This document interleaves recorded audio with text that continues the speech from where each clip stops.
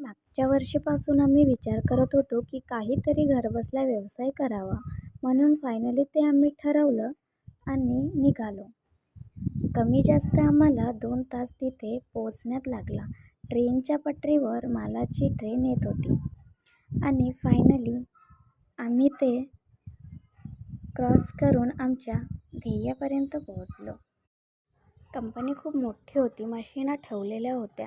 आम्हाला सुचत नव्हतं की आम्ही मशीन कोणती घ्यावी. काही वेळ आम्ही विचार केला आणि आपला बजेट पाहून मशीन ठरवली की ही मशीन आपण घेऊया. तिथे 3 हँडलची सुद्धा मशीन होती, सिंगल पण होती आणि बसण्याची पण होती. सर यायचे होते म्हणून आम्ही कंपनी बघत होतो. कोणती मशीन घ्यायची हे ठरवलं. सरसुद्धा आलेले होते. आम्ही ऑफिसमध्ये गेलो. सरांनी खूप चांगल्या प्रकारे आम्हाला समजावून सांगितलं आणि बजेटसुद्धा सांगितलं. रॉ मटेरियलसुद्धा इथेच मिळतात हे सुद्धा सांगितलं आणि आम्ही बिल बनवून घेतलं. मशीन ऑर्डर केली. 4-5 दिवसात तुमची मशीन तयार होणार असं सांगून आम्ही तिथून 4-5 दिवसात परत येऊन पूर्ण पैसे पेड केले.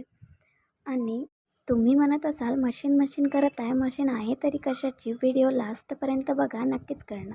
आमच्या हक्काच्या मशीनला लोखंडी गाडीवर ठेवून हाताने ढकलत मेन गाडीपर्यंत मशीन ही गाडीमध्ये जाण्यासाठी अगदी तयार होती. मध्ये सर्व प्रकारच्या मशिनी मिळतात. तुम्हाला जर ऑर्डर करायची असेल तर तुम्ही करू शकता. मशीन ही गाडीमध्ये टाकली होती. जड असल्याच्या कारणामुळे तिला हळूहळू आतमध्ये गाडीच्या ढकलावी लागली. आम्ही जे गाडी केलेली होती ती रशीद पठाण या व्यक्तीची होती, समुद्रपूर. तिथे मोबाईल नंबर आहे. जर तुम्हाला लागल्यास तुम्ही संपर्क करा. आमची मशीन घर जाण्यासाठी एकदम तयार होती. घरी आली आणि घराच्या गेटजवळ थांबली. ते गाडीतले माणसं काढत होते आणि माझे हजबंडसुद्धा त्या मशीनला मोटारला बाहेर काढून ठेवत होते.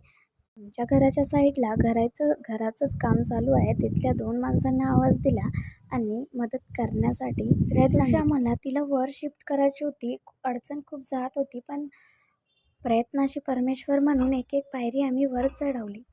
2-3 दिवसानंतर फिटर येऊन आम्हाला समजावून सांगितलं की मशीन हे कोणत्या प्रकारे चालवावी आणि फायनली घरी राहून काहीतरी करायचं हा प्रश्नच मिटला.